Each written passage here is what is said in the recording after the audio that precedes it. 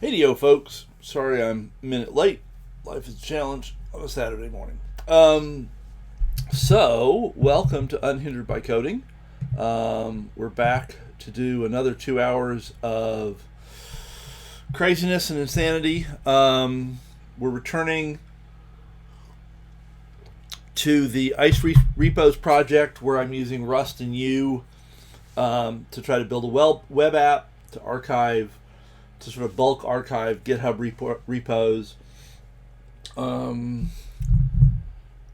think I want to think about the structure of the project so far. Like, we've kind of built this, sort of cobbled it together as we've gone, and I want to step back and think about, is this the best way to organize things?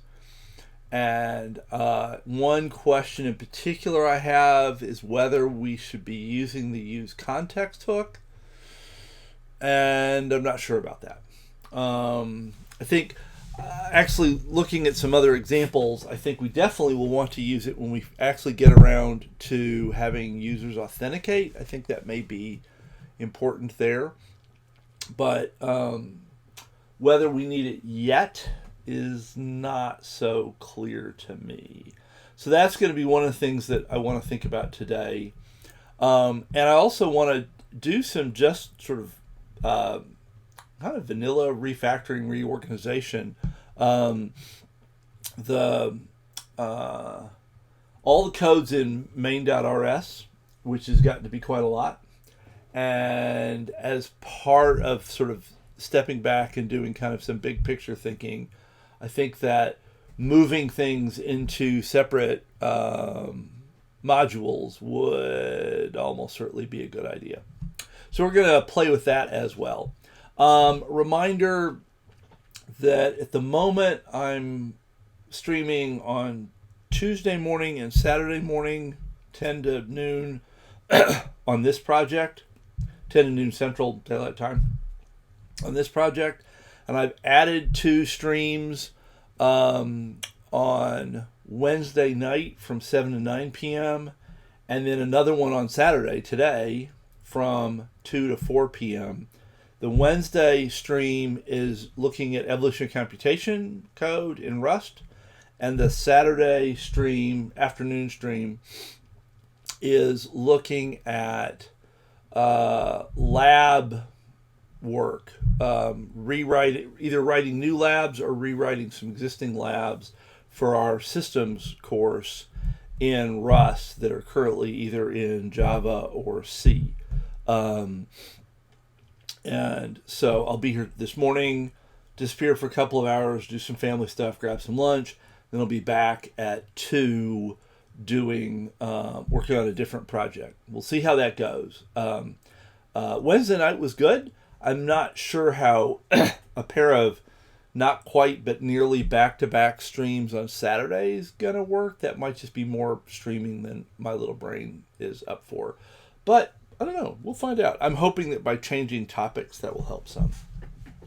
So, I wanted to start by thinking about a big picture image of the project, because this is what I'm trying to understand what I want to do. So in U, like in React, like in a lot of things, we have components, and in most libraries and projects, one of the biggest challenges is moving data between components. How do you get the data to move around? And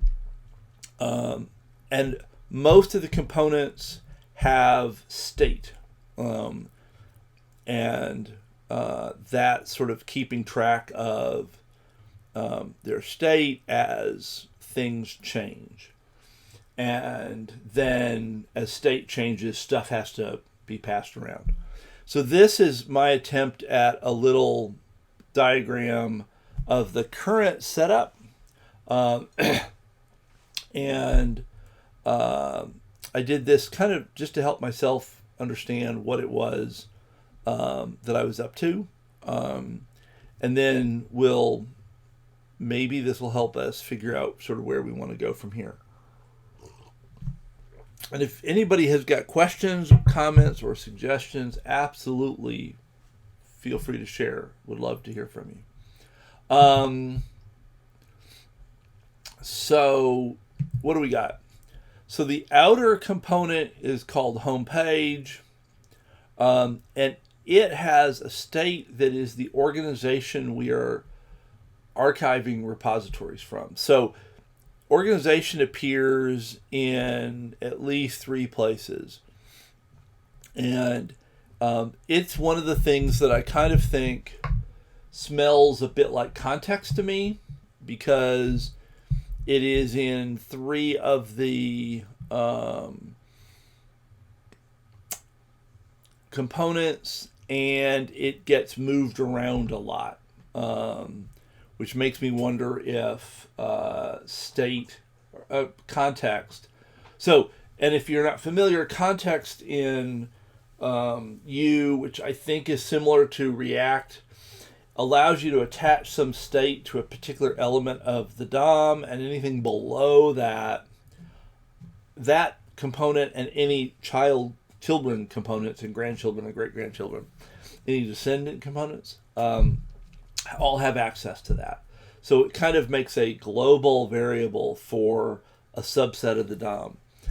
And I feel like organization might be something that is a candidate for that. And so at the moment, the home page knows what organization you are working on. It gets that from this organization entry component. So this is basically a wrapper around the text box where you enter the organization and the submit button. So that gets the organization and it emits it back up to its parent, which is the home page.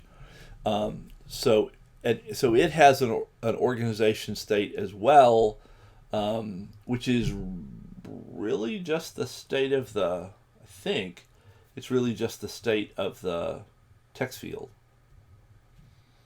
I should actually check that, because if it's not, I mean, if it's just the state of the text field, then it might actually be different from this, because it can change as we're typing, but this doesn't change until we hit submit.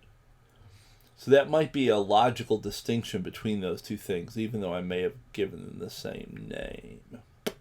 Have to look at that in a hot sec.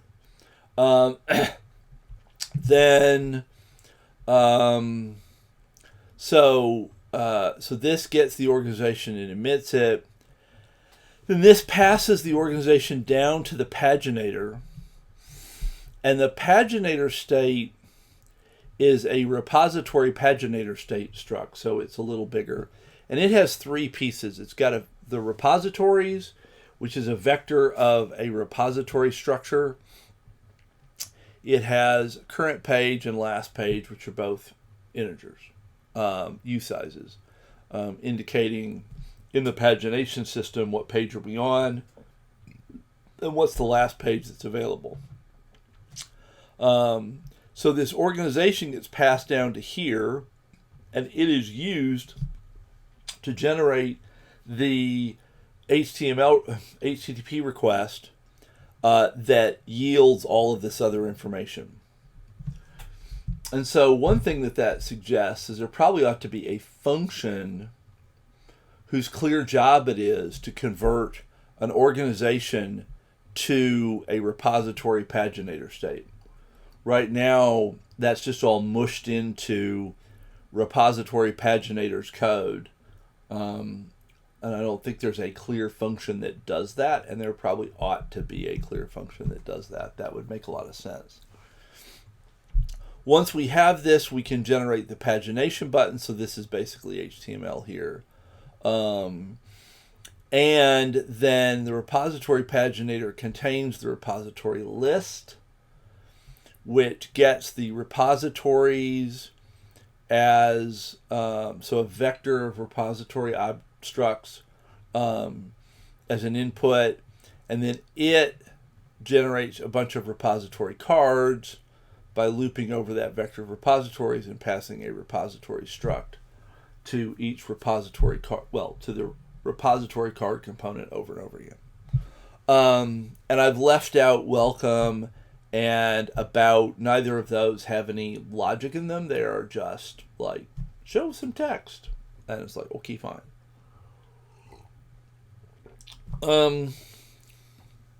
So then, question is this a reasonable organization?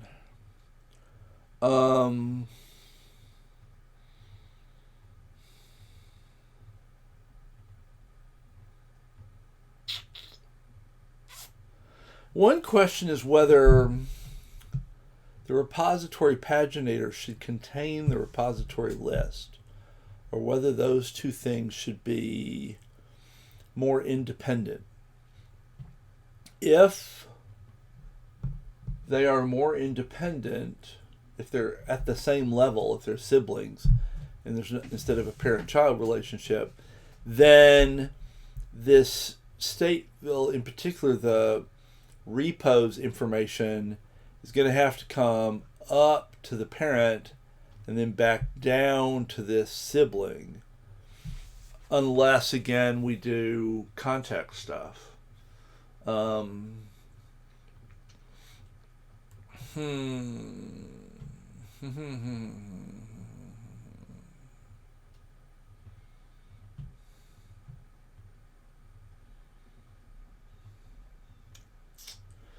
you know what I'm gonna start by doing the more bookkeepy kind of thing, which is I'm gonna actually begin by just trying to break this up into separate modules, and then but keep the same logical structure. I'm not gonna try to change any of that yet. Let's break it up into modules, and then that will, I think, make it a little easier to see what's going on and think about whether we want to explore context or not. So let's do that. So I'm going to actually, I wanted to, let's see, come back here, get out of that. That's what I want to do, yeah. I'm going to make a branch.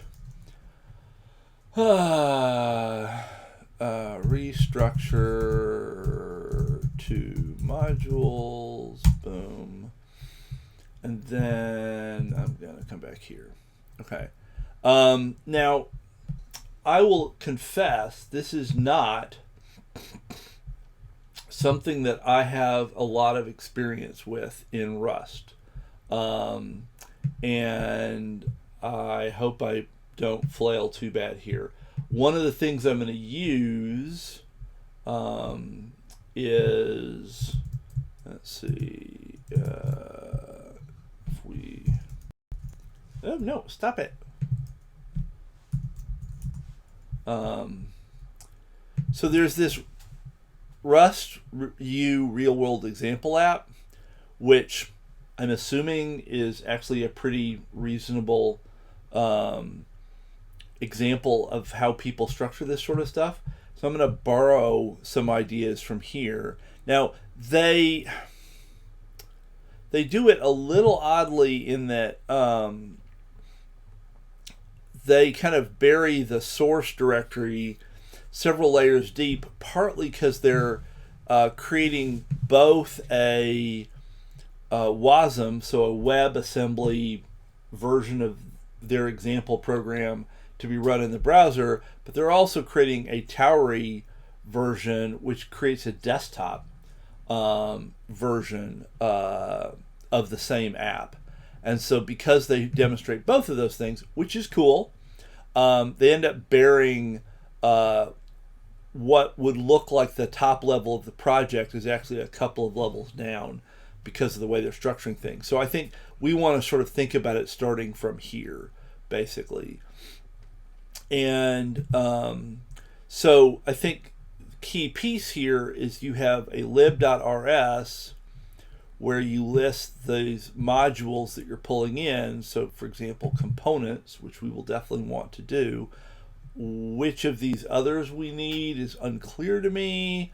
I'm not sure that we will need any of them necessarily. and then they've got components, and they've got a folder with all their components in, and you have a mod.rs, which actually lists all the modules in this directory, which I think is important. And basically you're listing all the component modules, so we could look at like article list, and then this has got the contents of the article list component. So you've got the actual function component itself here, but then you have the other bits like the properties, and then they've got this filter thing. And there's a lot then of this use super and use crate stuff to get access to the other pieces. So we're going to try to like restructure things this way, and I hope this works and isn't too terribly nuts. And if anybody has got more experience doing this, which is like anybody that's ever done this probably, definitely like holler, and let me know if you think there's a better way to do this, or if I'm making things difficult for myself, or if I just mess something up. So I'm going to want, I think, to first, let's create the lib,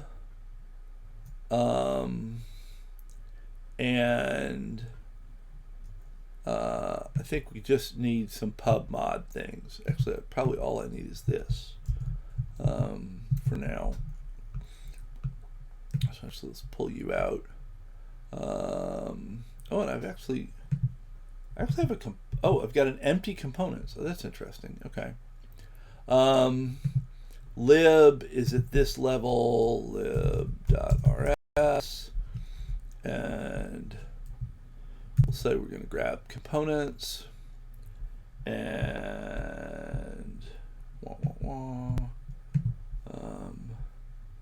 now at this point I get an error saying that it can't find components, and what it's looking for is source components.rs or source components mod.rs. Since we have a directory components, we're presumably going to want a mod.rs. So we want to have a new folder in there, which is not a new folder, it was going to be a file. A new file in there called mod.rs, and mod.rs components was just a bunch of pub mods with the name of the file. So pub mod, let's think, what would be, let's do a simple one. We'll do welcome. And now it's not happy because there's not a welcome.rs. Let's make that. Come on. I think we can do this in quick fix. Create welcome.rs. And now we've got that. And if we come back over here and go find welcome, there's our welcome component. We'll cut that out and paste that here. Now we're gonna have to import some stuff.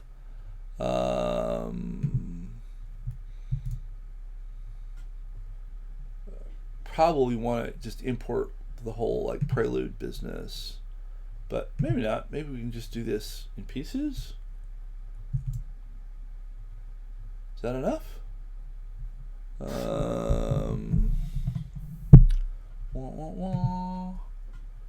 And then, so that actually that part worked. Now this fails because it didn't find welcome, and that means this is going to have some use action applied to it, presumably. What's that going to look like? So Is that going to be in here? Hello. Load. Load? My internet hating me?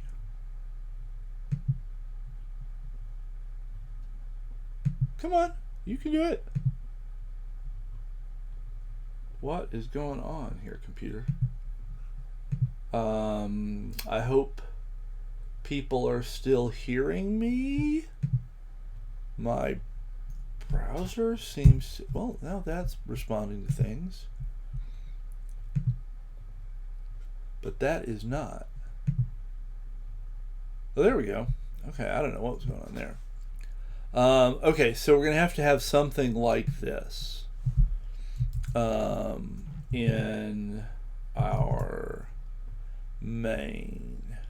And actually, I wonder, would Quick Fix have solved this problem? Interesting question. No. That would be a bridge too far, and it wasn't able to deal with that. So we want something, and we need welcome, : welcome. And it doesn't like that. Can it do? Oh.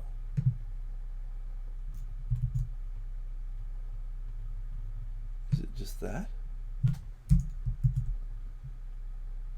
Oh. Oh, error. So, okay, so we solved. So I confess I don't fully grasp the best way to do this kind of syntax.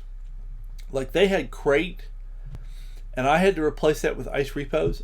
I honestly don't know why. I think there's something about maybe in my cargo.toml that says things about how that's going to play out. Oh, actually, maybe we should look at that. Does this say something? Maybe. Oh, lib. No, that doesn't. That's not relevant. So maybe not. I don't know. So that's a part of this I would have to actually do some homework on. I've skimmed some things, and none of them immediately made sense to me as to what's going on there. So I'm sure there is something clear and specific that's happening there, but I don't know what it is.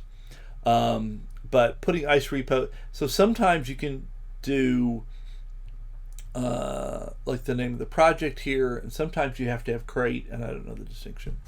So, but here I think we're saying, use the welcome component that's in the welcome file in the components directory in ice-repos. I think that's roughly how to read that. This is unhappy. This I know how to fix. Welcome is private. So everything in Rust is private unless you say it's public.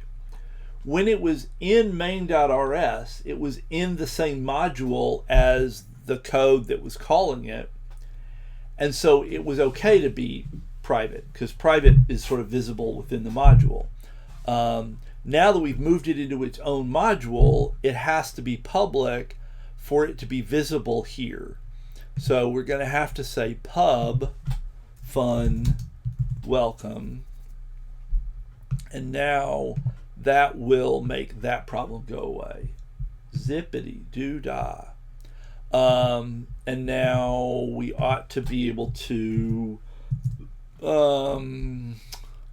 trunk serve open, confirm that things still work and that the welcome message is still there. Doodly doodly doodly doodly doodly doodly doodly doodly doo. I didn't have Safari up, so this is going to take a hot second. And of course, still, yeah, it's very slow to compile all this stuff. There's the welcome, so yay, welcome. Okay. So I think all that's still happy. So that's good. That's a thing. That's enough of a thing. I'm even going to commit that. So we moved the welcome component. So we, Yeah, so I think we'll just say we extract the welcome component to its own module. And I think I'm using the right language here. I think module is what each of these things, each file is a module of its own. You can explicitly declare modules within a file, but if you don't declare a module, I think the contents of the file are implicitly placed in a module that gets its name from the directory, the file name. This pulls the welcome component into its own module and sets up things like lib.rs. So we can bring those into the project. Boom. Okay, so let's keep going. The other easy one that's empty at the moment is about.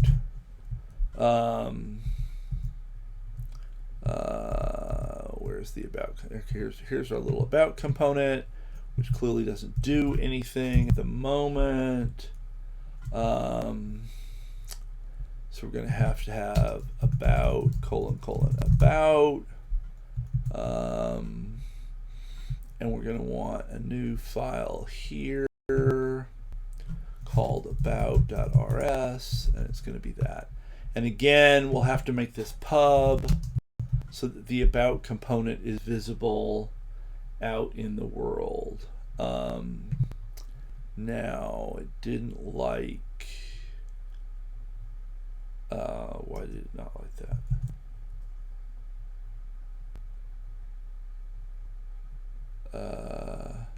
There's about in components.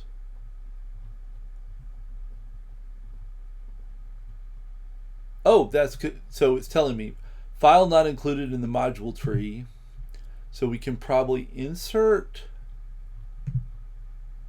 Did that do a thing?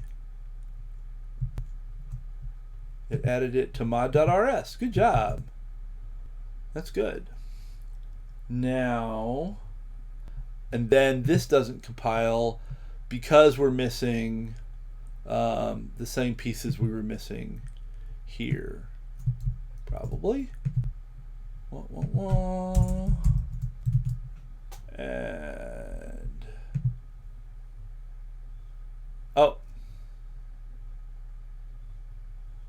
private module. That's because here, when it added it, it just said mod about, not pub mod about. So we apparently have to do, there are two levels of publicness that we have to be careful about. One is the module has to be public, so the whole module is going to be visible and accessible. And then within the module, individual things within the module can be public or private. So we need this about component to be public. So we need pubs on both of those things. And so let's confirm that everything still works. And lo and behold, there's the very exciting about module. So that's cool. Let's just create a million commits here. So that's the about module, that's adding that, and that's moving that over. Stage all changes. Create an about module, refactor about component to its own module. And I think we'll just let that go because that's pretty straightforward. Okie dokie. Now,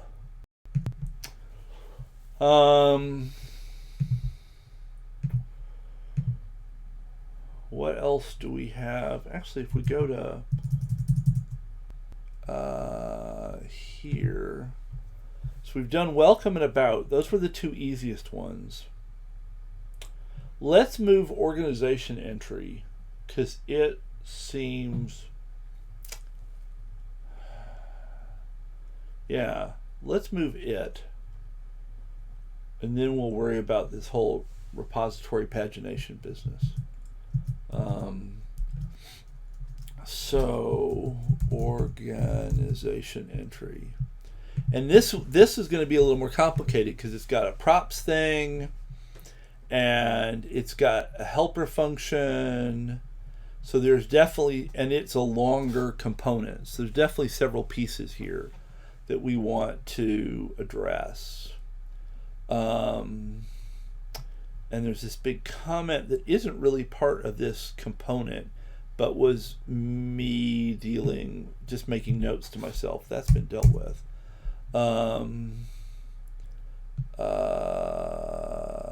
Yeah. Okay.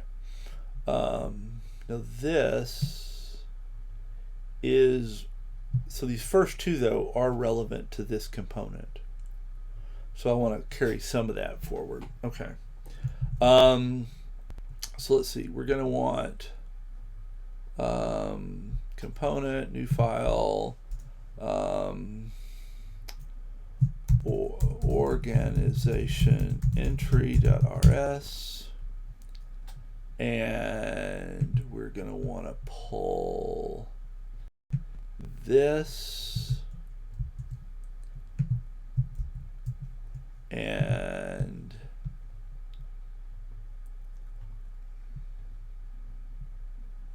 this,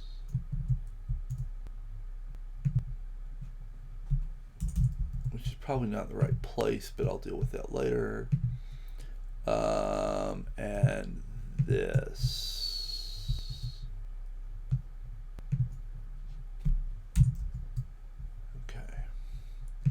Then we got a bunch of white space that we got to get rid of. There we go. Now a whole bunch of things aren't going to compile.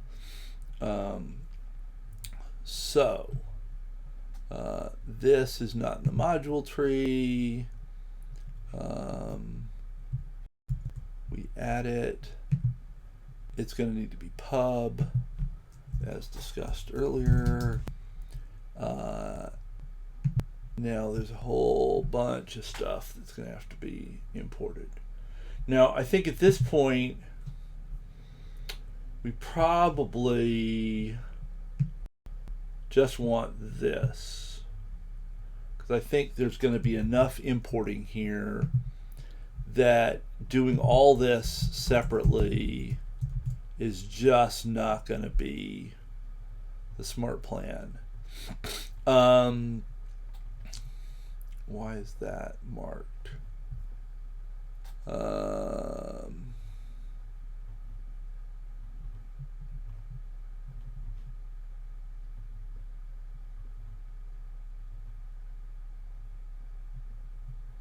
I'm not actually sure what it's complaining about there, but let's sort out some of the clear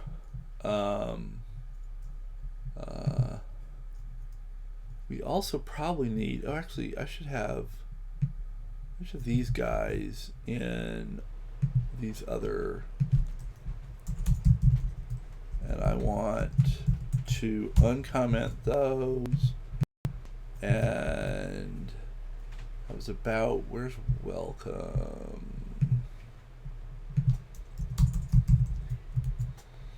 Yeah. And then let's put this here as well.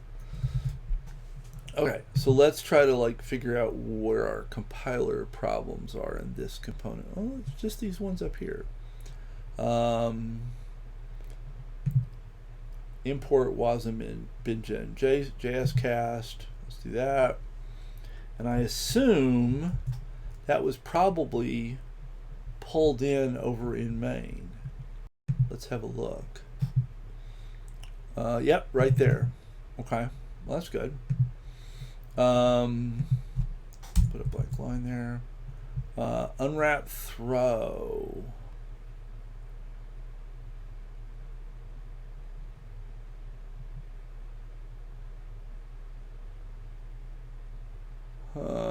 Oh yeah.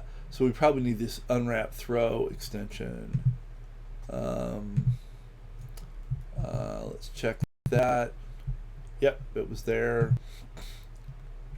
And then we're going to need this HTML, WebSys HTML element. And that was right here. And that makes this now compile. The main won't compile yet. Notice that these things weren't used anywhere else in main. So we can. This will help us clean up the uses so that we'll be using what we need where we need it instead of having like a bazillion uses here.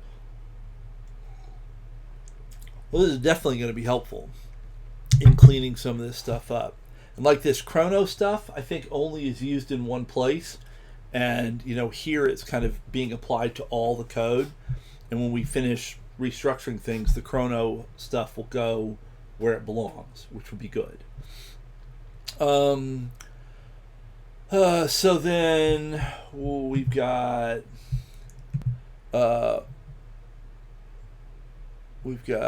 organization entry down here doesn't exist. That's because we have to import it, and that's right here. Organization entry, : organization entry. Actually, we'll make these linear. That will be simpler. And lo and behold, things compile. And if we go here, we're still compiling. And if we go here, oops. Things still work. Yay. Okay, cool. Now Clippy is giving us a couple of warnings. No, one warning. It is fussy because here on line 12 it says the item name starts with its containing module name. So this module is organization entry, and we have called this organization entry props. And they're basically saying, did you need to do that? And one thing to notice is, do we need... Does this need to be pub? I bet it does, because I think we need to... Well, maybe not.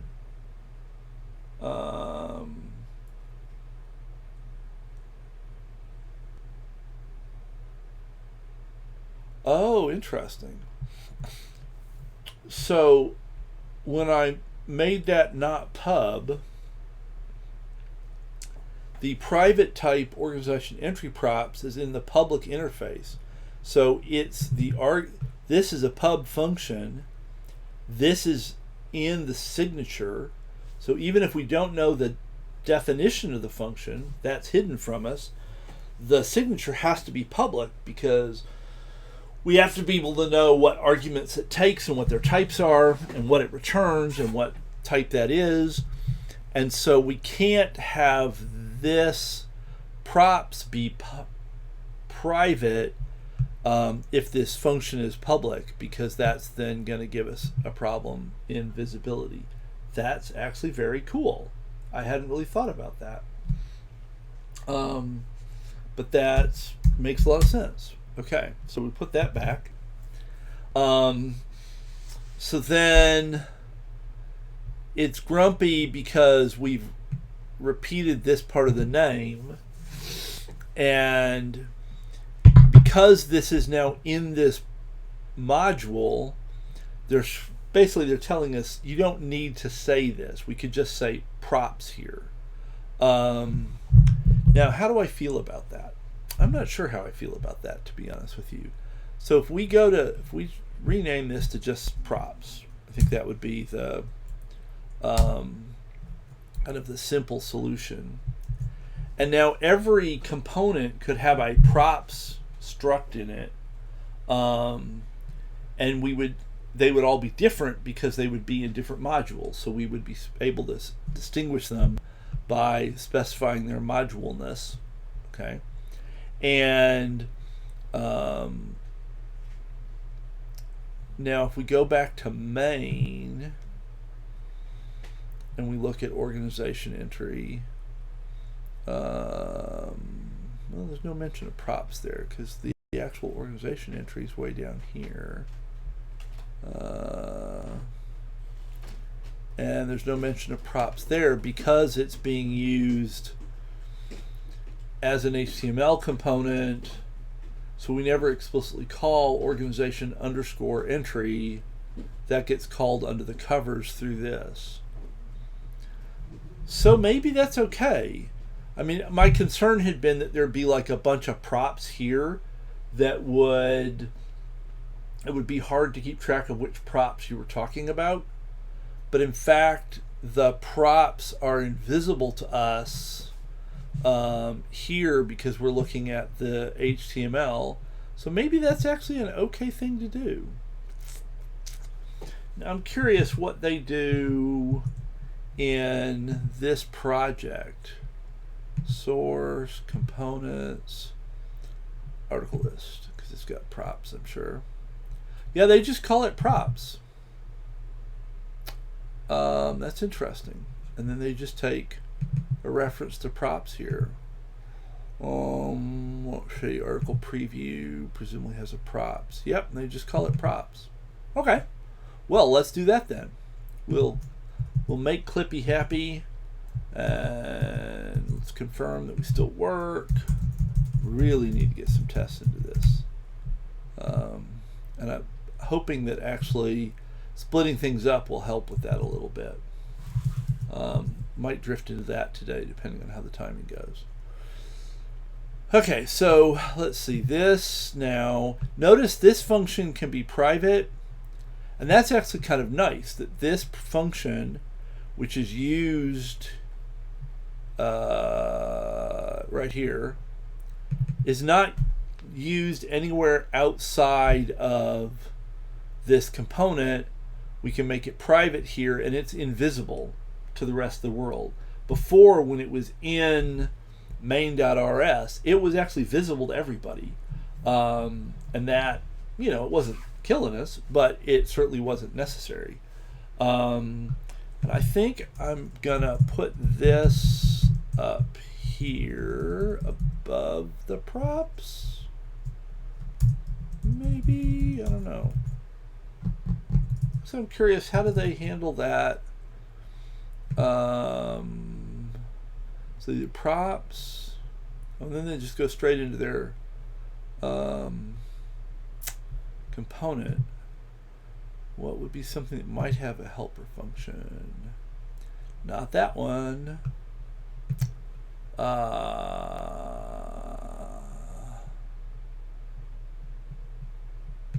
Maybe nothing. Yeah, that's actually just a long bit of code. There's one other chance, and it also doesn't. Yeah, so I don't think they use helper functions anywhere. Well, that's too bad. But I think I'll put the helper function at the top, and then the props, and then the function component down here.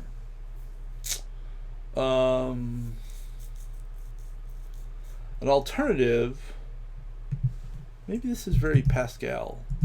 An alternative might be to put it down here.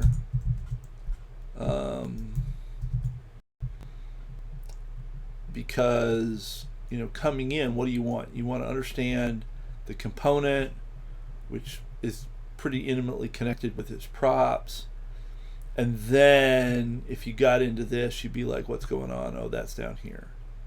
That's not a terrible plan, actually.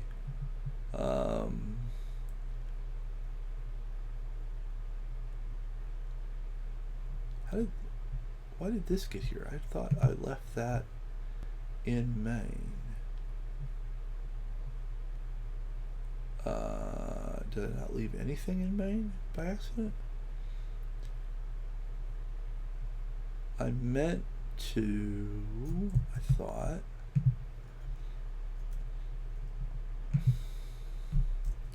Yeah, I think this is really belongs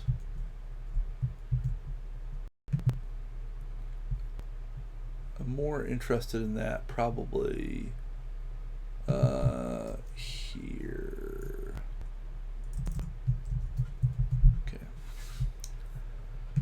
Okay, so I think that gets this out into its own space. Let's commit that. Wada wada wada wada.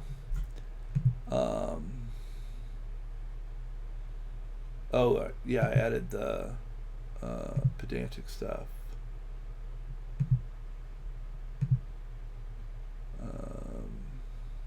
Okay. Actually, so maybe I just commit these two separately.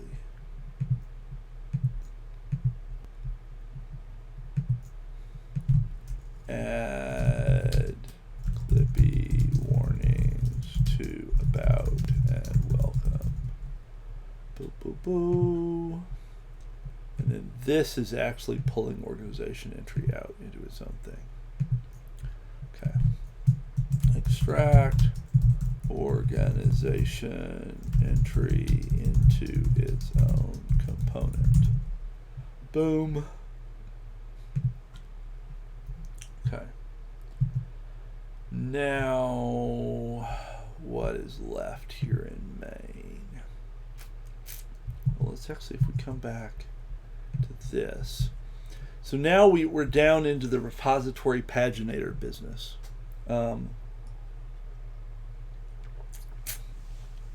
So I think I'm actually going to do this kind of, well, do I want to do it that way? No. Yeah.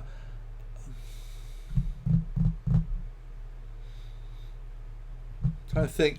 So do I move repository card first and work up, or do I move all of the code in one big lump to repository paginator and then pull out the smaller pieces?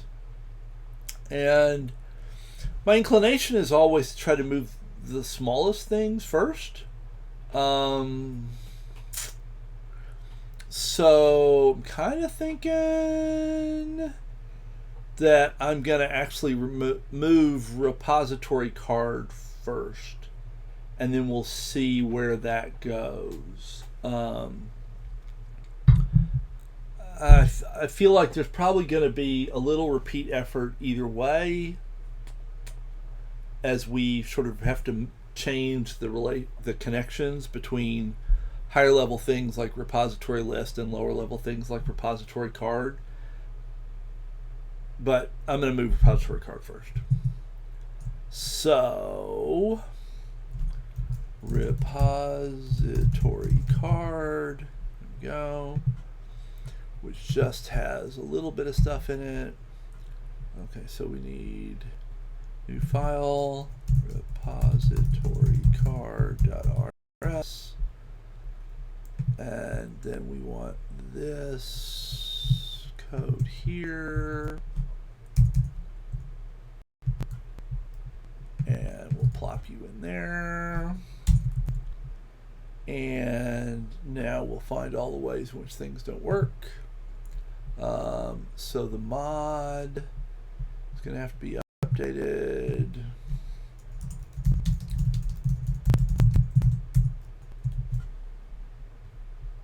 And now this is going to be grumpy. And I think basically we'll just take this stuff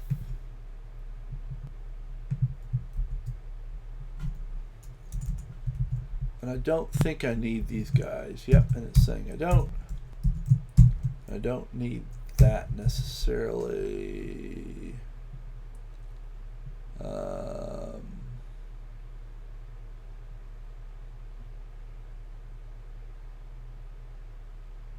Oh, repository. Let's actually... I'm a little confused about that one.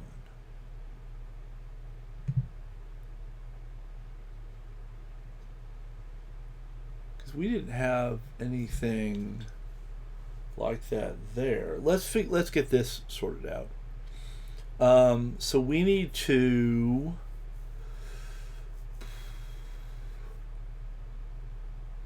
probably pull repository. I wonder if that should have happened first. I didn't think about that. Struct. Oops, come on. No, wrong. Where am I? Struct repository. Okay. So I think this needs to be in its own thing. And that's going to be here. Repository.rs. Boom. Bop. Biddly boo.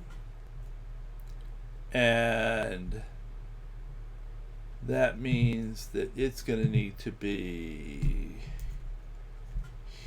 I think it's going to have to be in there. Oh, no, not repository card. I want repository.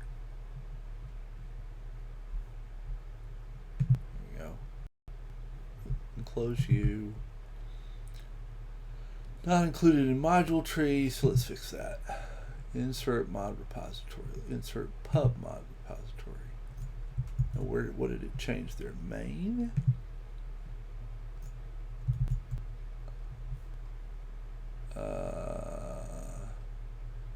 What did it change?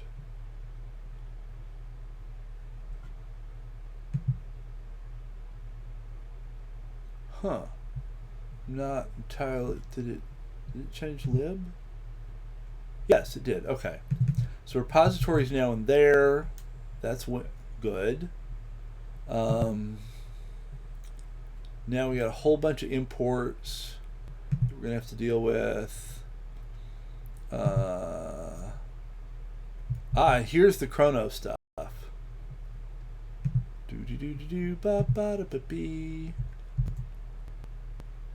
And wow, we imported a bunch of stuff here. Local, that's going to be a chrono thing as well. And value is going to be a Saturday JSON value. Yes. Okay. So, why is it fussing about that? Oh, it's a spelling problem. And there it's fussing because structs are always written in camel case. Oh, it exists but is inaccessible. Inaccessible. Because it's not pub. Pub. And that takes care of that warning. Now we've got a get repository here, and it might be able to do the import for us. Import crate repository repository. Now, is that going to work? It did. Now, okay. Why the heck did we need ice-repos over, where was that? Here? No? Where was that? Is that in main? We needed ice-repos here, but here we could just say crate. I don't know. And I feel like that probably is something I need to know. Interesting. Interesting. Okay, well, I'm not going to deal with it now. Okay, notice that we've got a bunch of warnings, not warnings, errors. Actually, the code won't compile. Because we're accessing fields that are private. So archived is private, name is private, description is private, updated at, and pushed at. And that's because all of these things are private. And everything is private in Rust unless we say otherwise. So that's reasonable. We didn't have this problem before because it was in the same module, so all this stuff was visible. But now that it's in its own module, we have to make these things visible if we need them. In something like Java, everything, like if let's say we made the name, so it's complaining about name right here on line 26. We make the name public, this fussiness goes away. Now in Java, if we had made a field public, that would have been problematic because it would be not only readable, but it would be writable. Because everything in Java is by default writable. We could say something like pub. There's not really a good way in Java to say we want it to be readable but not writable. And so in Java, you would probably keep the field private and add a get method that would allow people to access it but not change it. Here, we can just say it's public. You can read it, but you can't change it because it's not pub mute. If it was pub mute, then we'd say it's a mutable field, and other people could reach in and change that, and we'd have to decide if we were okay with that. But since we are going to just read these and never change them, it's totally fine to make the fields that we need access to pub, and we'll be okay. Now, I don't think at the moment we're ever using ID, but we do use these others. Oops, not. There we go. Now I think, look, that's all green now. Yay! Notice that extras. So Saturday is the library that parses JSON for us and turns it into Rust objects. And these repository objects come from the requests we make of GitHub. And we get a huge piece of JSON back from GitHub. And we have explicitly listed these fields as things that we want to extract from that JSON and put into a Rust object. This says go ahead and grab all the rest of it as well and put it in a hash map with strings for the keys and values, which are just a generic JSON value as the values, so that if we wanted to look at any other fields, we could. That was done at the time because I was like, maybe I need something else and I don't know about it. And that would give me an easy way to check, because I could just look inside extras. But in retrospect, I think I don't need that.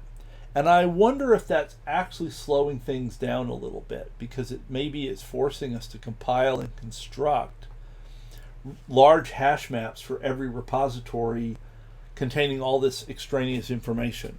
So I'm actually going to comment this out for now. And then, and that simplifies.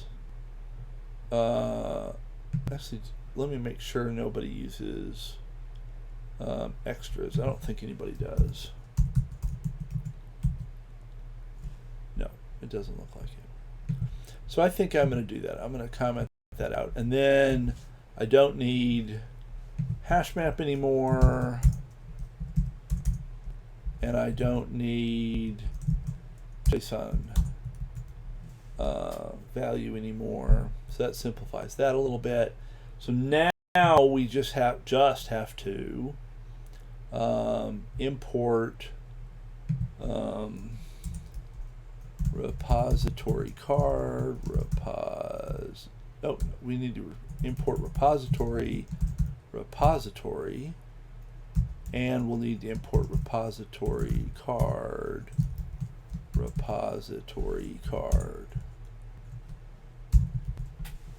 Now, is that going to make everybody go away? No.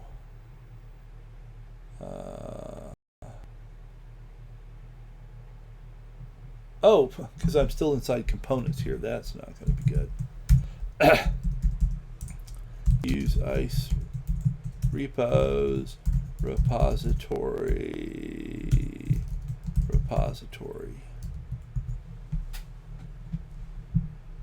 Now, why are you grumpy?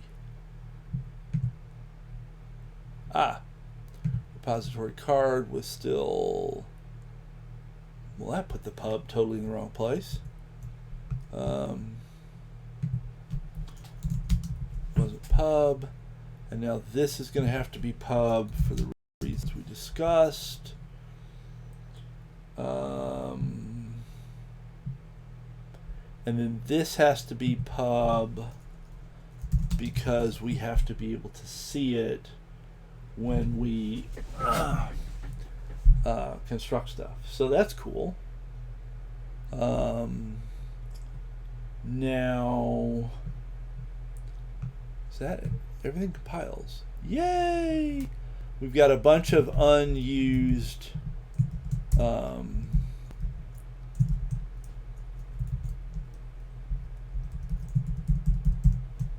imports.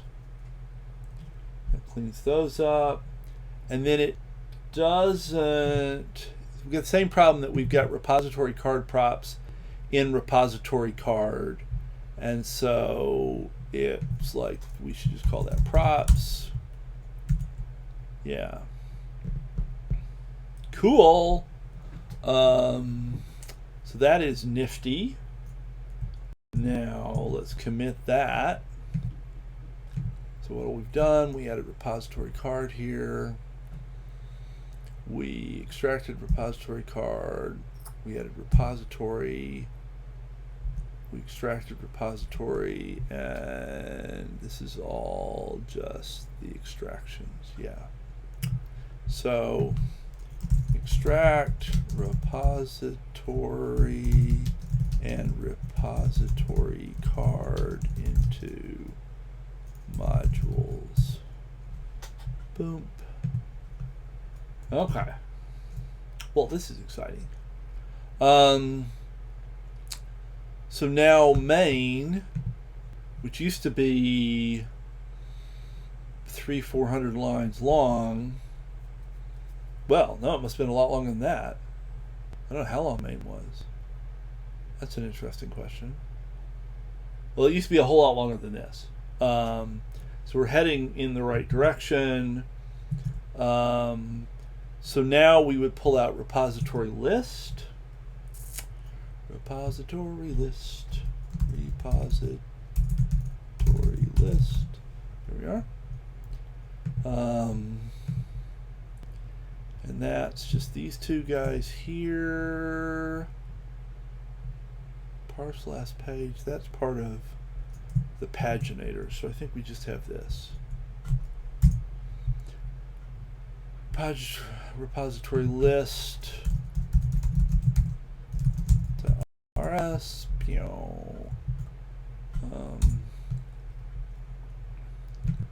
Oh, and I actually wanted probably this guy up here, and repository card has that, yeah, so that's good. We'll want that on top of this as well.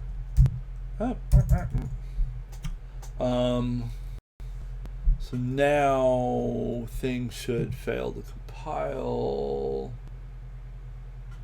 Oh, it's because I haven't saved main. So main will now be all fussily.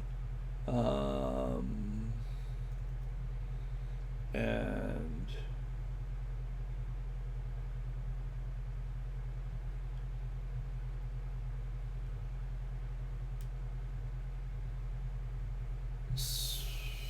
So we'll probably have to,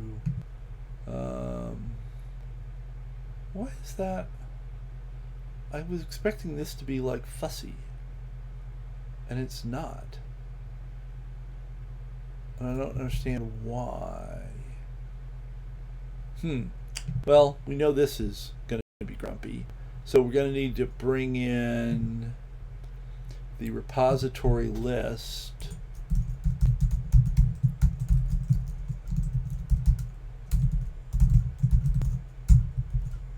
And it looks like repository card doesn't need to be there anymore. And that needs to be in the mod.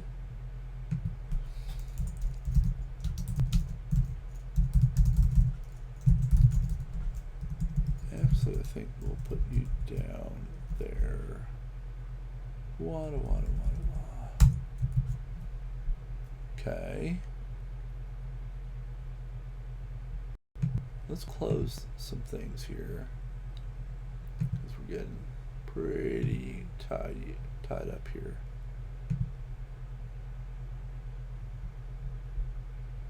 Probably won't need that anymore. Okay, now a whole bunch of stuff isn't working. There we go. I don't know why it, for some reason, wasn't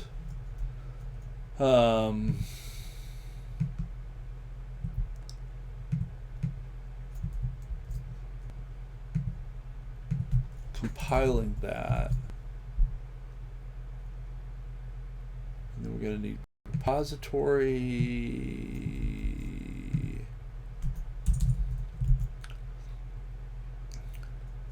And we're going to need repository card. Quick fix. Nope, I don't want that. I want use crate components repository card. Repository card. Okay. That's all good. Now, it's not happy because this is pub, or not pub, and similarly this needs to be pub. That'll make that better. And and then this is a private field.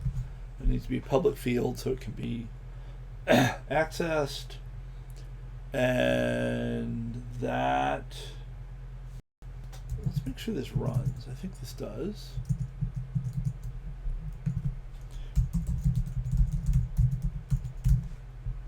Boom, boom, boom, boom. Okay. Now we got a couple of Clippy warnings. Repository list. Oh, the component has the name repetition thing, the props. So this should be just props again. F2, where'd you go there? Props. And in main, we have an unused import. We are no longer bringing in repository card because repository list uses repository card, and we don't need to explicitly mention it here. And if we keep this nesting, excuse me, so repository, we're referring to repository list. It needs to know about repository card, but we don't have to explicitly outside of that. And similarly, if we move repository paginator out into its own component, main won't need to know about repository list anymore. That'll happen in repository paginator. Okay. So last, do we need to commit? I think we do. So we extracted repository list.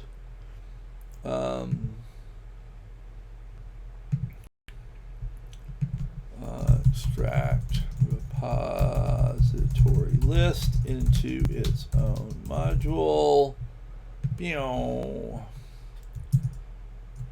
And oops, that's not where I want to be. Now I think the only major component left is the paginator, of which there's going to be a lot of stuff happens there.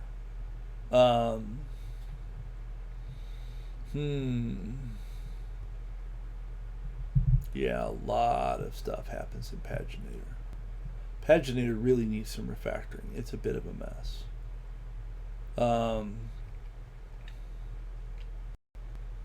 Okay, well, let's just do repository paginator. Oh, yes. Oh, that should have been .rs. Rename .rs. That's better. And now we will actually steal this top part.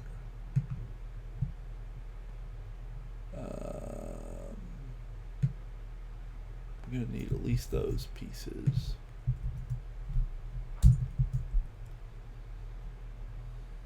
Okay. And now we're going to have to pull a lot of stuff out. So basically, from here down through the component itself, all of that has got to go.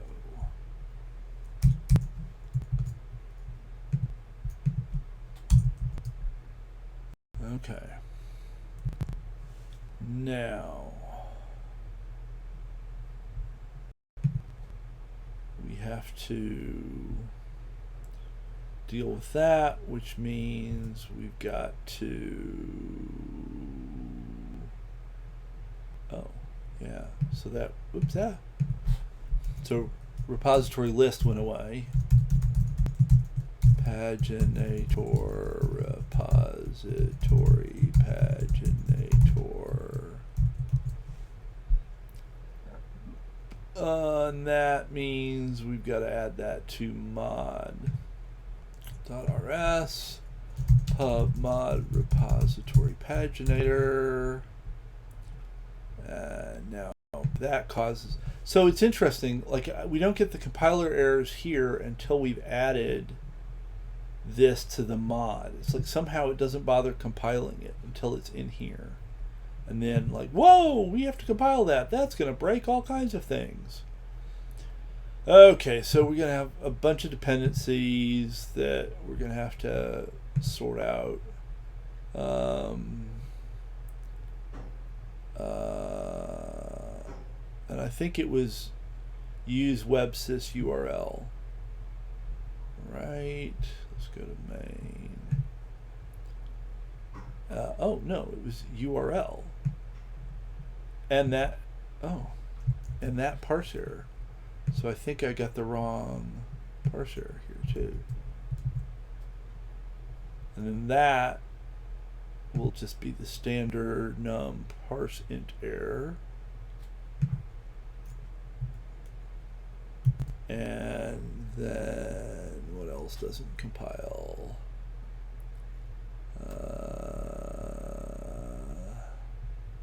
Right here, this request is going to need to be a websys request, I suspect. Oh, a requasm request.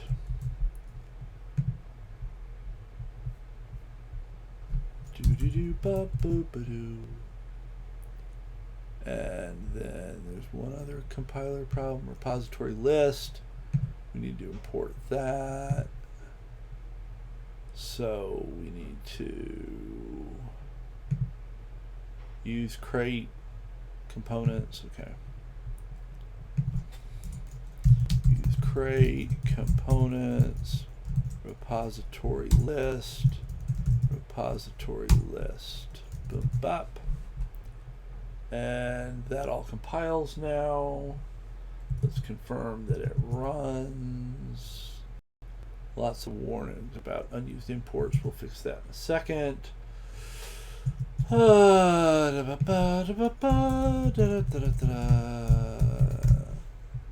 Boom. And that works. Life is good. Okay. So now we've got some warnings. Oh yeah, the props. Again, actually, and this will apply to state as well. So we want to change that to props. Props. And change this to state.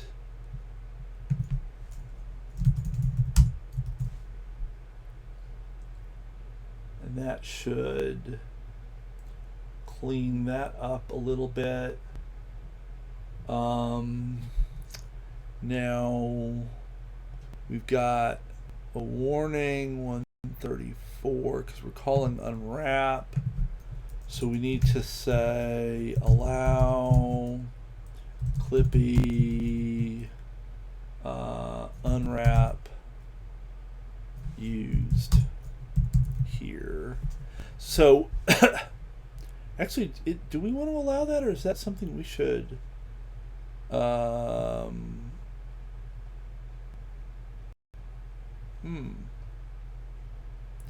So we're catching the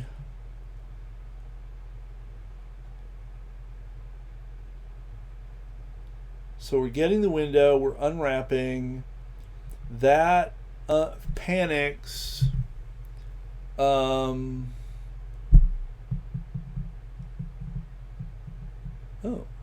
because this function may panic, its use is generally discouraged. Oh, that's just the unwrap part. I knew that. So let's see what happens with window. So window can fail under certain circumstances. I don't know quite when, to be honest with you. Open that.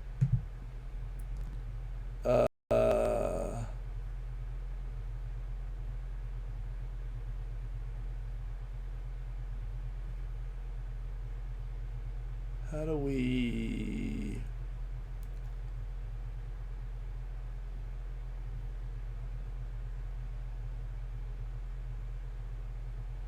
this doesn't even talk about how to get it, so I don't know if that's helpful.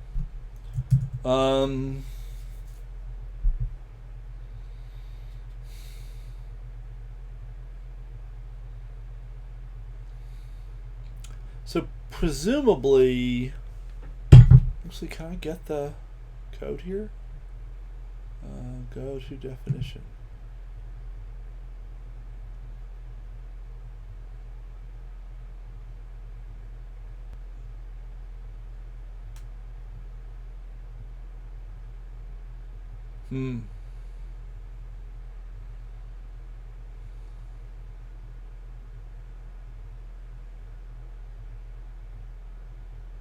Yeah, I don't know. I don't think we want to worry about it too much. This can presumably fail, but if it does, I'm guessing the whole world is fallen over on its nose at that point. Oh, hey, I've got comments here that I haven't noticed. Oh.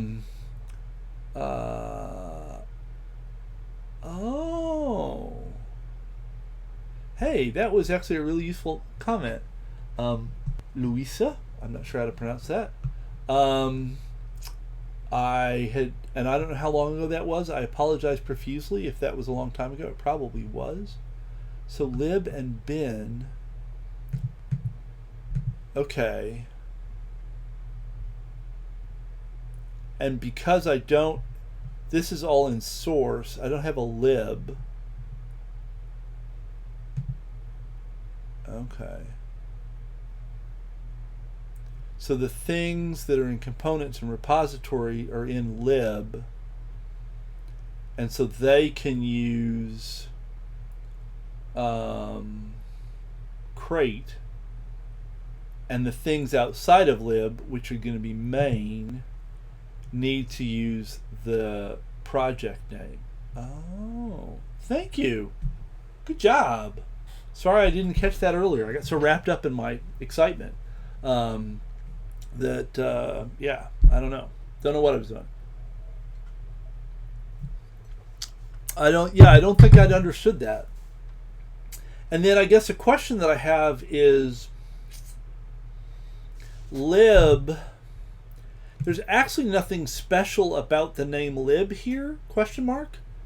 I could have called this frog, and this just says I'm pulling in some components and it's creating a new module space, or is the name lib magic here in some way in Rustland? I know it's common. You see that a lot, but I don't know if it's special or if it's just convention to use lib there. And so if anybody knows anything on that, that would be awesome. So where were we? We were back on repository paginator. Yeah, so this can fail, so we have to unwrap it. I think if that fails, like, we don't even have a window, so we can't even talk to the user in a meaningful way. So short of having I mean, I guess you could have a console error here that's like, whoa, bad things happened. But short of that, I don't know what you would say if this unwrap failed. And then alert with message again, I don't know what it means for it to fail. And if it does fail again, I'm not sure who we would tell and what we would tell them. So I think I'm not going to lose sleep over that.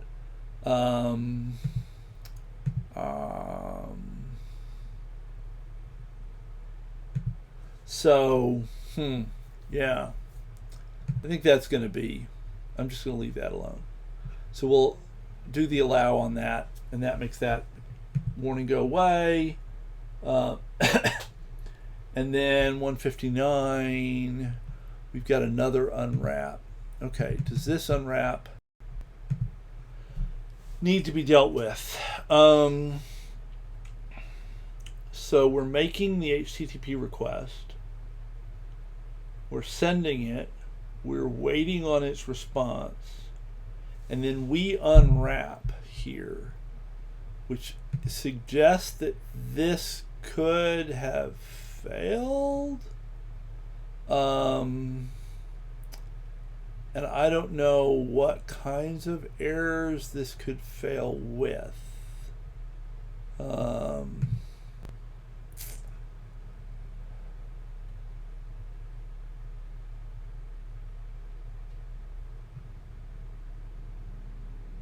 So it can fail with some kind of JavaScript error, perhaps. So we seem to do this JS2 error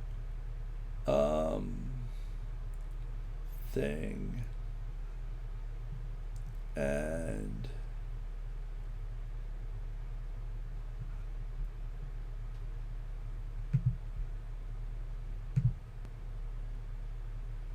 error returned by JavaScript.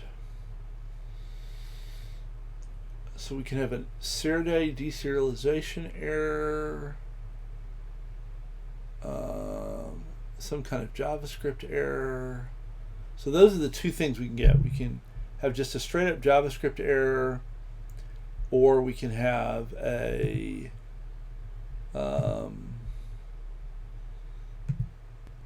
deserialization error.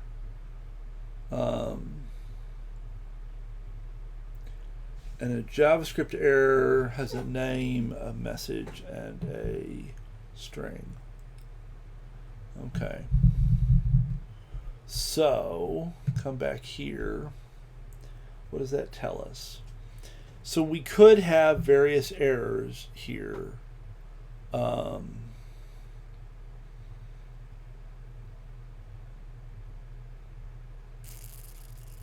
Where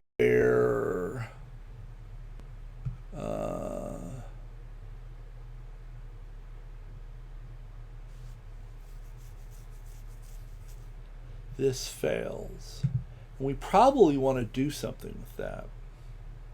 So that I think I don't want to allow. I don't think I want to just mask that. I think that's a meaningful thing.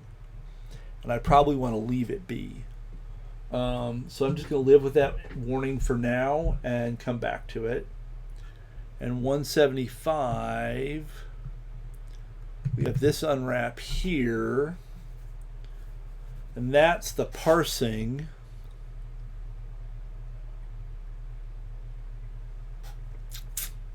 And that probably ought to at least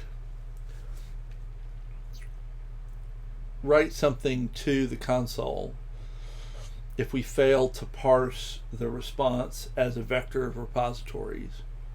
And so just quietly swallowing that probably also isn't good. So I'm going to leave that there for now. And so I'm going to leave those two. I'm going to come back to main. There is a pile of unused imports now, so we don't need any of those. Actually, I'm going to bring those back. Don't need that. Don't need that. Yes. Awesome. And then, what am I doing? I am going to commit.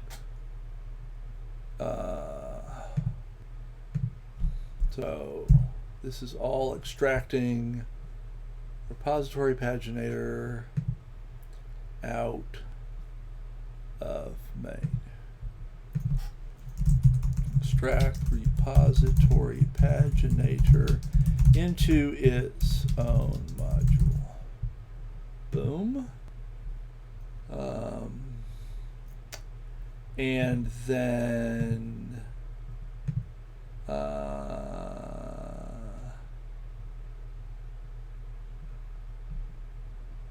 doodly doodly doo. Okay, so now we have extracted all the things out. Main is now only 100 lines long, 110, when it used to be like many hundreds. Repository paginator is still quite long. That's over 200 lines. And I guess we got all these things that I don't need. Let's clean this up. Yeah. Close you up. Okay.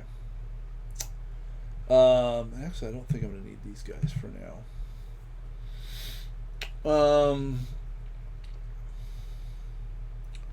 Now, I wonder, are there things here? So this probably doesn't need to be pub anymore, because I don't think anybody outside of this knows about it. Yes, that seems to be true. And are there any other pubs that... Okay, that's going to have to be pub. Props is going to have to be pub. Organization is going to have to be pub. Okay, so that's all good. Let me make sure everything still works. Make sure everything's compiled. Over compiling. Go do do do do do do do do do do. There we go. Do do do do do do do do do do do do boo boo. And there we look good. Yes. Okay. And I probably just want to amend the previous comment on that front. Oops, it helps if we actually stage something. Okay.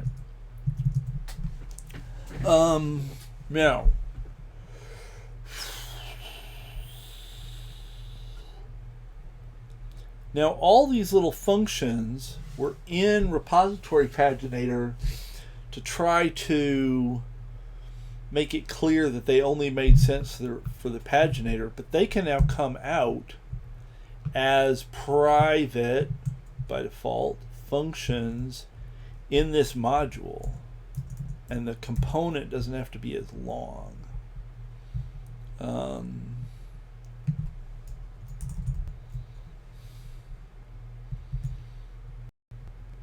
And because they're not labeled as pub, they're still not going to be visible out in the world. So we still have the encapsulation that we had before, but we don't end up with a bunch of deep nesting. So that's actually a win, I would argue, on that front. So now the paginator component is still pretty long, but it's a lot less long. Like, you can almost get it on a page. And I think that would be the goal. And some extraction here would help on that front. So I'm still not thrilled about try extract, to be honest with you, as a name. That smells off to me. But not solving that problem right this minute.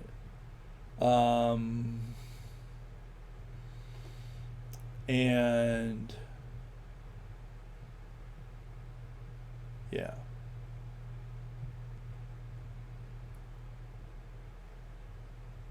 Okay, I'm going to make a commit for that.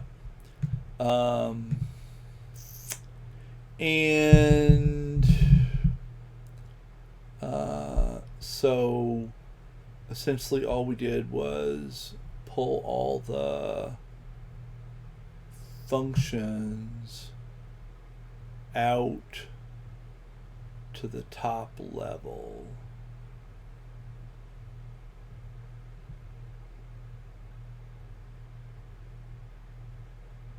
Weird. Really? That's one of these like really strange. So it's assuming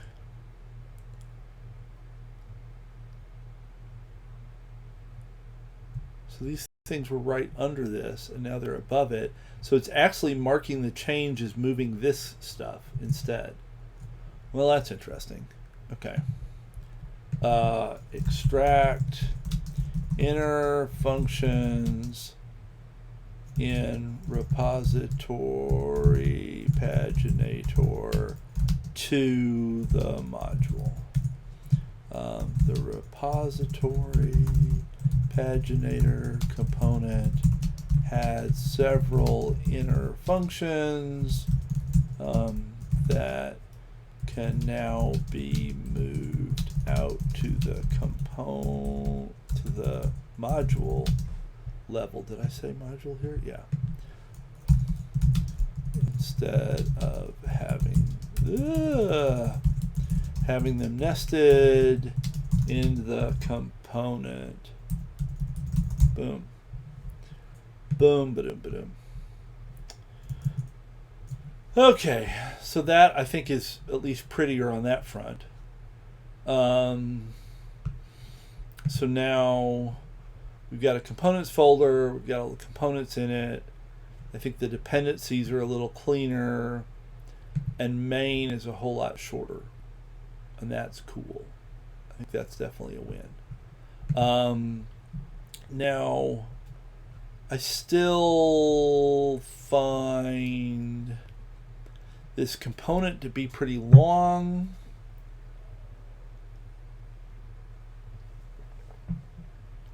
And it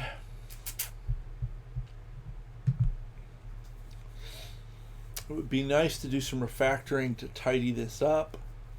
When we were going over this earlier, I observed that it might be nice to have a function that takes an organization and returns a repository paginator state. And right now that functionality is essentially, well, I guess it would need to take a current page. It's essentially this function. This function here is the function that I wanted. That maybe ends there. I'm not sure where. See, where do you end? Oh, you end down here. Okay.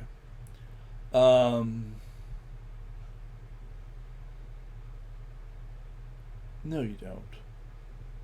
Where does this guy go? Oh yeah, you're there. But this is essentially the function that I was thinking of that takes an organization. It also needs to take the current page, and it returns a new organization state.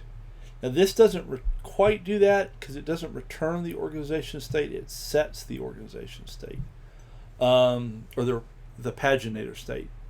So we don't return the state, we set the state. So in some sense we're kind of ending here, that would be that we return this state, and then if somebody wanted to, they could set that state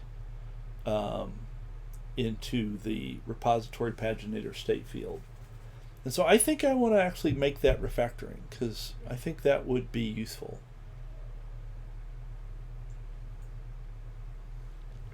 Actually, while I'm here though, so I had noticed that when there were a lot of repositories, this was pretty slow. And I wondered at the time if commenting out the extras part would change that. And now that I've commented the extras part, let's actually kind of run it with a big set of repositories and see if it seems to behave better. The answer is no, that was still pretty slow. So I think the problem is just that we get so much data from GitHub about every repository that there's not anything we're going to be able to do about it without going to something like GraphQL where we can say, we only want these pieces, don't give us the whole thing, please. But it does suggest that we probably don't want pages to be too large, too many repositories on a page, because if nothing else, the response time is going to be kind of miserable. So that's a bummer. Okay, so let's go back to the refactoring that I was going to do. So let's try to do that. Let's write a function. Fn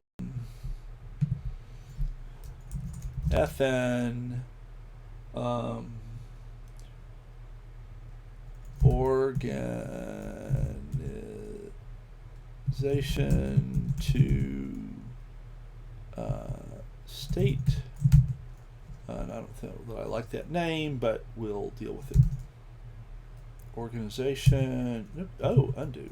Organization is a string reference, which actually could be a stir slice, I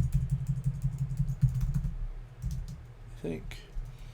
And we'll see if that works. Current page is a reference to the current page, which is the usize. And then we basically want the body, everything from here. Oh, and I need to return a repository state. Oh, it's just a state now. Yeah. So basically I want everything from here down to here. All that's gonna come out and go in here. And we don't need to give that a name anymore. We'll just build it. And then we're going to call, this is just going to be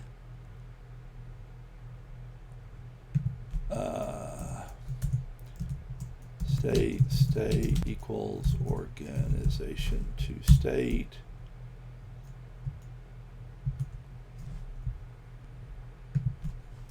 Boom, bop, oh, let, and oh, not that syntax. Oh, and I guess I called it repo state. Which isn't probably a great name. and we're unhappy about something's not closing properly, I think is the problem.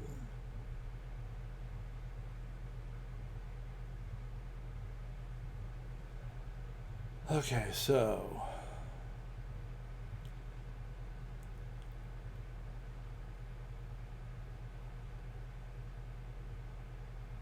we're going to pass in that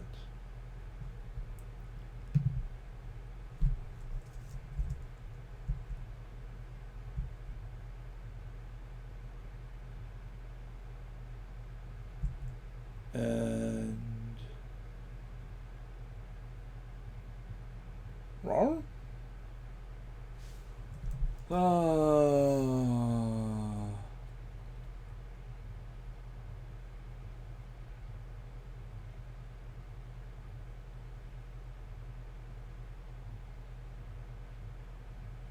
So use effect with depths takes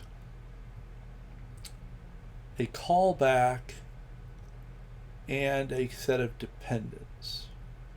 So this whole business is supposed to be the callback, and this is the set of dependents. We're closing too soon. So this doesn't want to be there. Is that a comma?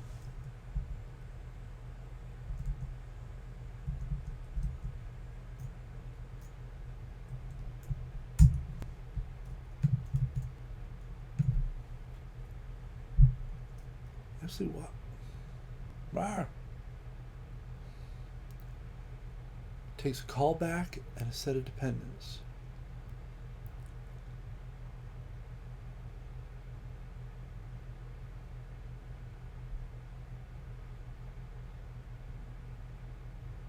And the callback is a function that takes the dependents. Oh, it returns the destructor. And that's what this thing down here is. This is the destructor.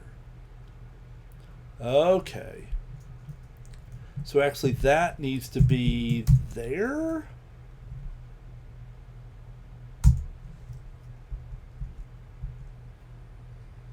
There we go. And then I think we're missing a semicolon there. Or close curly brace there. No. Oh yeah. Actually this guy, yeah, that should be fine. Probably want to actually put you down here. Okay. Oof, that's weird. Now I think we still have an issue where things don't compile. Okay, so that closes that block.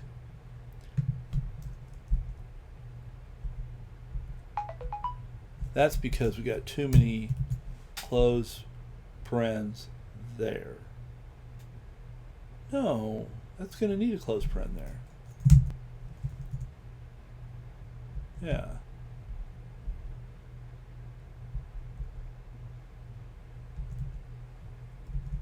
So why are we fussing?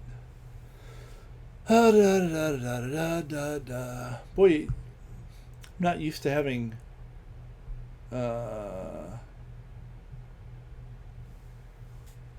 like braces and stuff problems. That's weird. Okay. So I'm gonna actually bring you down here. So we have move takes the dependency and has a body, and that returns this teardown destructor which does nothing. Okay, now why?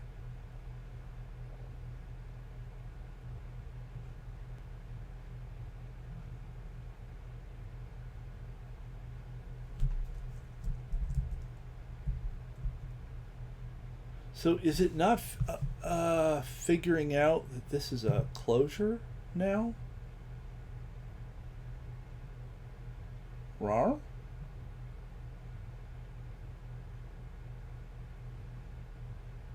So it seems to understand that that's a closure, right?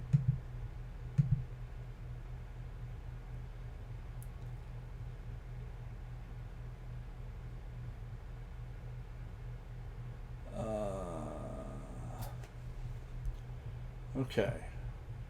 So here's what we're getting from the compiler.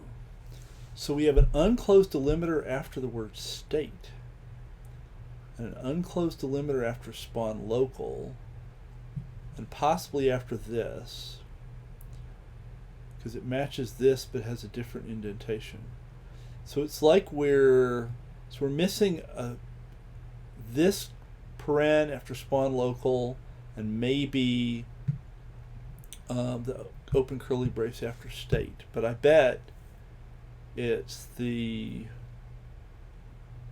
Oh, so maybe the problem's up here. Oh, I think maybe it is. I think maybe there's an issue up here. So the spawn local has an open paren that isn't matching anywhere. Right. So that needs to be that, and that? Question mark? No.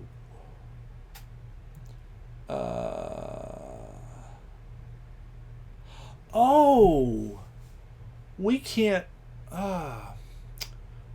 return the state from here because this is often another thread.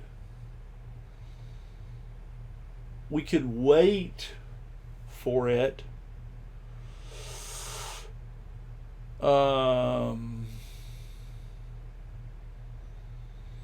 but without doing something like waiting, we can't return the state here like I had intended.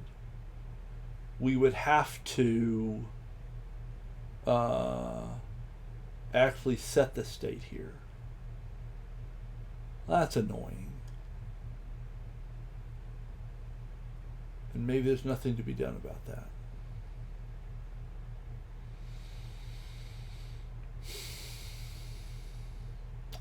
If we joined the future that's generated by the spawn local,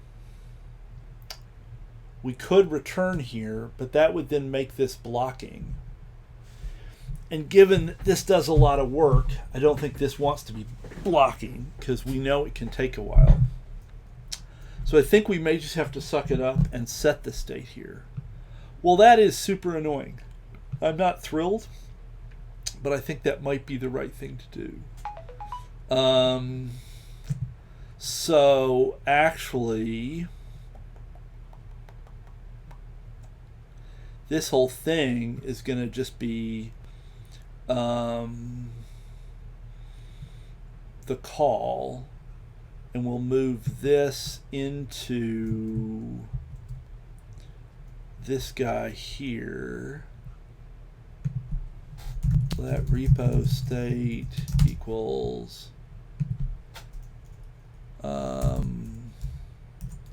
put that stuff there, and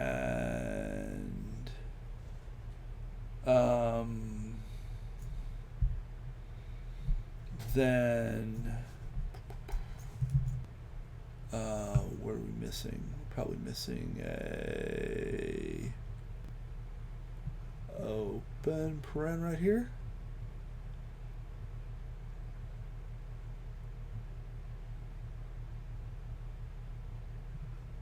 Maybe.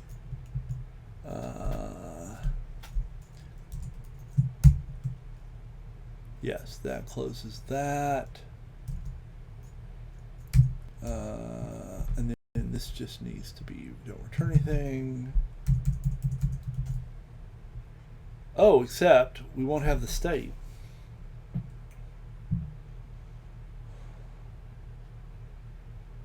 So we're going to have to pass in the state.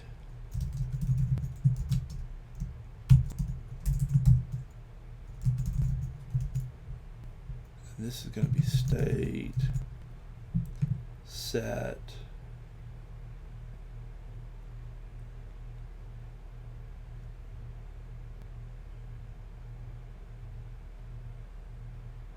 so I think it's going to need to be an actual state. No?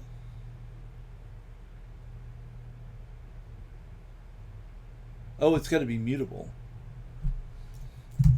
Right, because we're updating the state.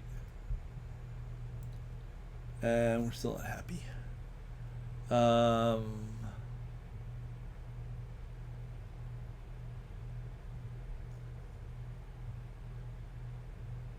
Why are we grumpy?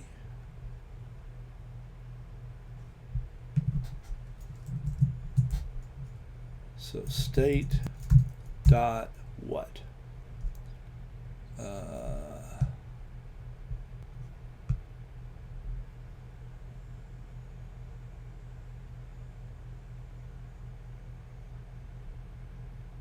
Oh, it's probably not a state. That's the thing. So when we call it, so we're going to have to pass repository paginator state here. This is just going to be that now, and this is going to be a use state handle thing. And whoa, what did I do there? 34. I did something dumb up here. Whoa, how did that happen? I somehow must have gotten totally off in the moon.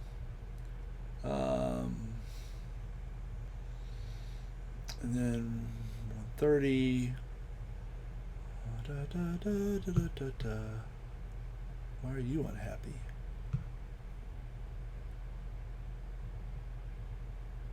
No, not lifetimes. Lifetimes, terrible, lifetimes. That means we probably have to clone when we call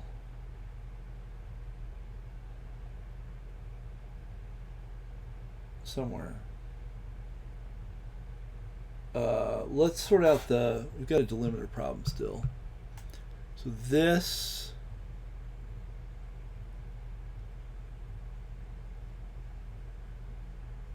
spawn local. What's the problem there? Okay.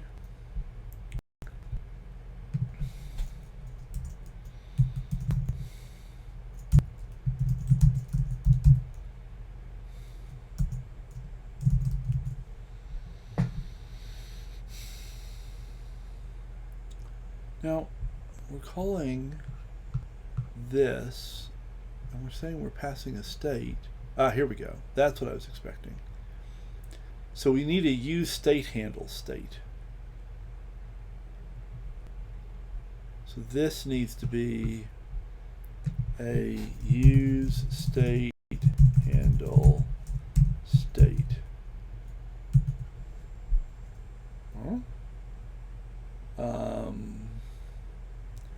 That blew up a whole bunch of stuff.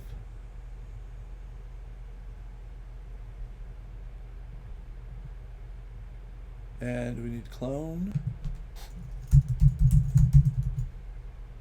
So that we pass in a... So maybe it's not a mute ref. Maybe it's just a use state handle state, and that implies the mute ref business. Ooh, that's better. Less noise. So this is now happy. This is now happy. This is working. So that's cool. So now the problem is this is giving me a lifetime problem because I'm passing it into the future. So I wonder if this actually needed to be a string reference like it had been initially. Hey, look at that. So that actually all compiles. Does it run? That'd be a fascinating question. And then there's some warnings that we need to clean up, and then we'll call it quits because it's just about 12. While I am doing that, reminder that there will be another streaming session today from 2 to 4 where I'll be working on some Rust versions of some labs for our Systems Practicum course.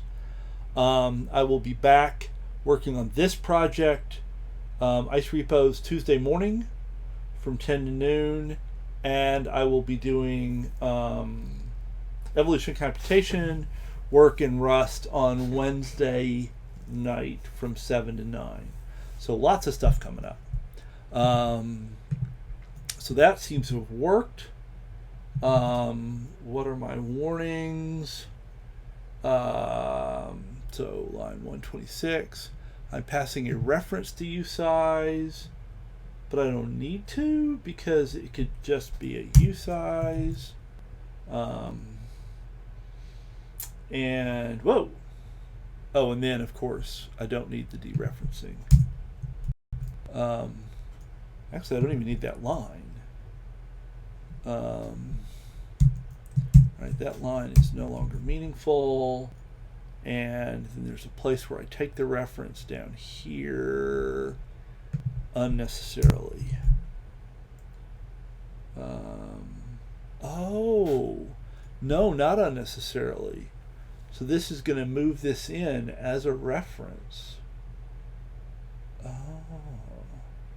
So I could deref it there, and then that takes care of that problem. Okay. And there's a redundant clone on line 188 right here. Oh, that doesn't need to be cloned. States don't need to be cloned. And that seems to take care of that. Let's confirm that it compiles and runs.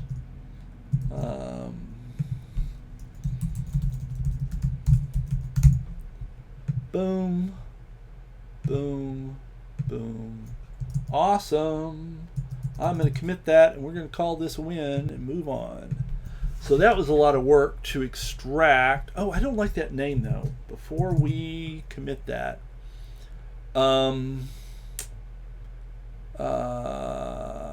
organization to state. That is just not a good name anymore.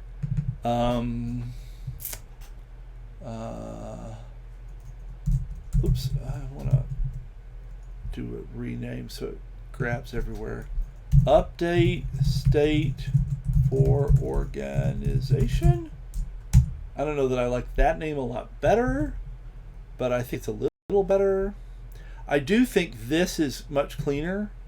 I think that there's a lot less noise there, and I like that.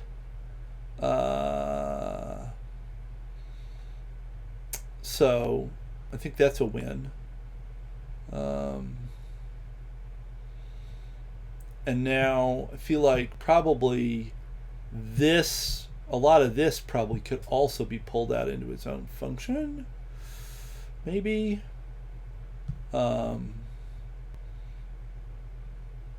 I'm not going to deal with that right now. Okay, so let's commit.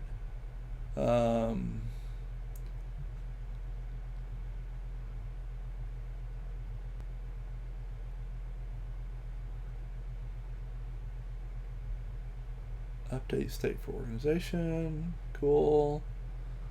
So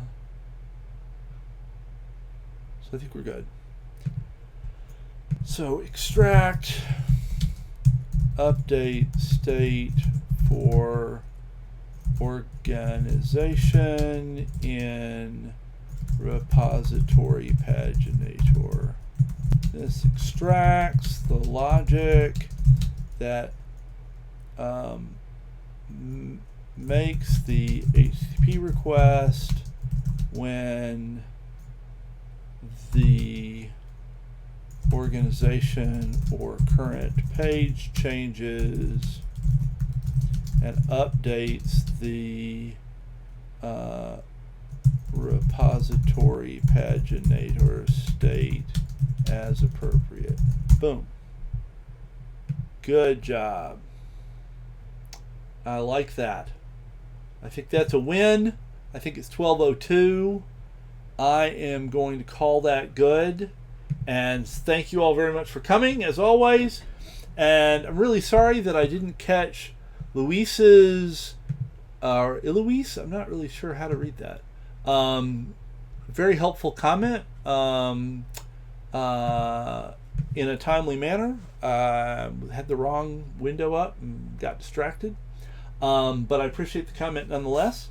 And so like I said, I'll be back in a couple of hours to work on some lab stuff for Practicum, our systems course.